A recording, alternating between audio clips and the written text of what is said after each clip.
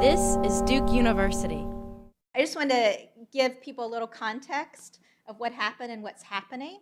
As many folks know, the Bracetto program ended in 1964. It lasted for 22 years. It ended because of the United Farmworkers and workers organizing against the program in the U.S. And some of the reasons they put forth, you heard from, being actually cleaned by DDT, so some of the use of pesticides by bracettos. But the other big issue that caused the program to end was the use of the short handle hoe. Do y'all know, are you familiar with the short handle hoe? Is about this short, and bracettos were made to use a short handle hoe because when you use it, you're always bending down, and so the crew leader, the contratista, the boss can see that you're working. And of course it caused immeasurable problems, back problems, musculoskeletal problems for the bracettos. And that was one of the big issues that the United Farm Workers brought to the U.S.'s attention, the U.S. government's attention, that caused its ending. The thing that most people don't know is we still have a bracetto program. It's called something else. It actually started before the bracetto program even ended. In 1952, the U.S. government in the immigration bill that passed that year included something called, it's called the H-2 program. It's a guest worker program.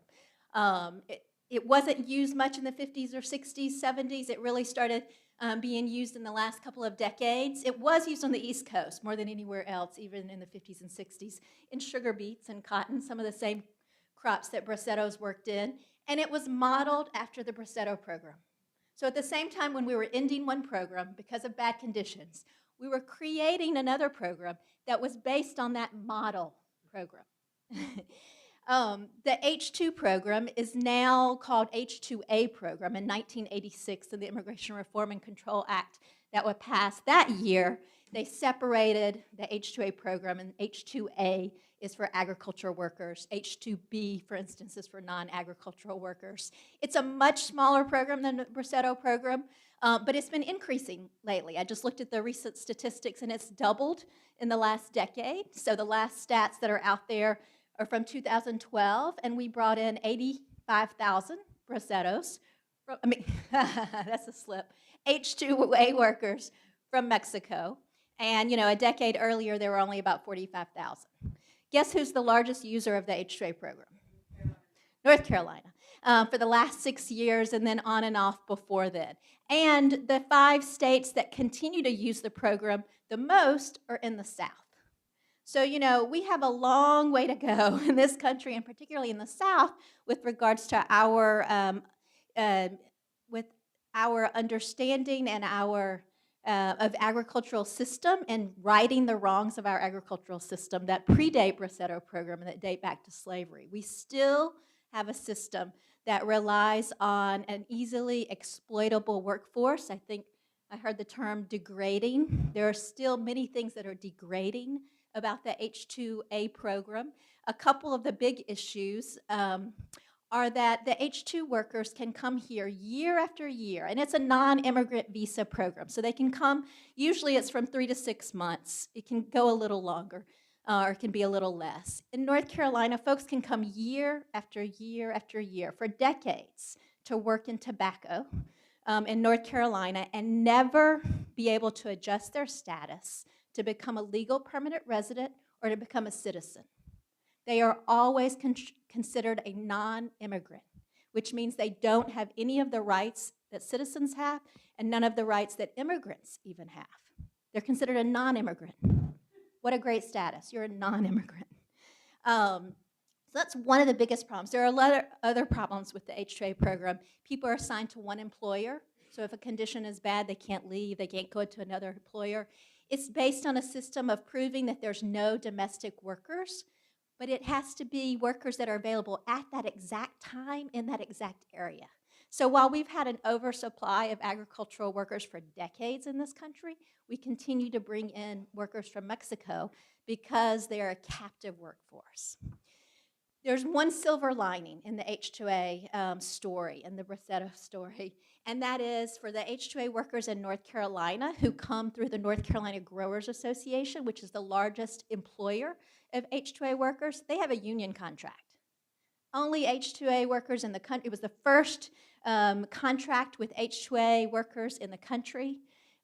in 2004, so 10 years ago, the Farm Labor Organizing Committee negotiated a contract with the North Carolina Growers Association and Mount Olive Pickle Companies. I don't know if folks remember "Don't Spend a Nickel on a Mount Olive Pickle," a term we coined in my office when we were making signs one day, and that contract is, the best any farm worker has in this country. The problem is it covers 8,000 workers, and we have about 3 million farm workers in this country.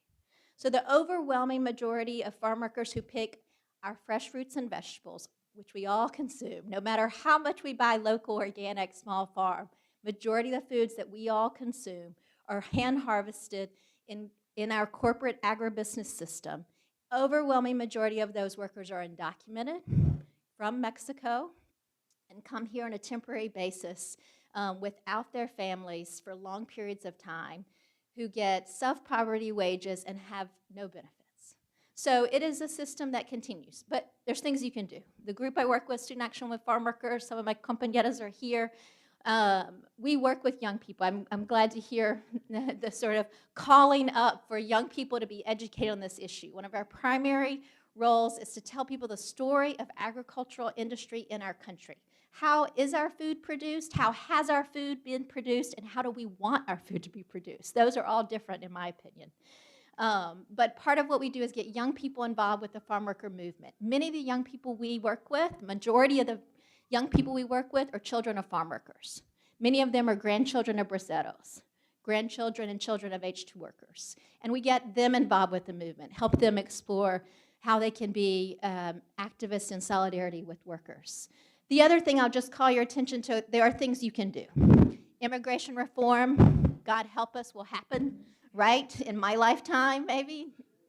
After the election next year, almost all the immigration reforms that have been introduced in the last 10 years have included an expansion of the H-2A program. It's not always called that. They come up with a new name. H-2C program. Now it's a blue card that agricultural workers would get that's actually an earned legalization program, so it would require workers to continue working in agriculture instead of in order to get this card. Sounds familiar, doesn't it? An earned legalization program. You have to work in the fields in the future. Sounds like indentured servitude. So be cautious. Look at the immigration reform proposals. Communicate with your legislators about what's needed for workers. There could be a program that we could create that would work if it required employers to pay people a living wage and benefits and allowed them to freely cross the border to visit their families or bring their families here. None of those proposals have any traction. But it's really dependent upon us as consumers of food, as activists, as foodies, as social justice, however you identify, if people who eat, that we say something. Does that get everybody? If you eat food, then there is an obligation that we have to understand how our food's produced and demand that it be produced under just causes.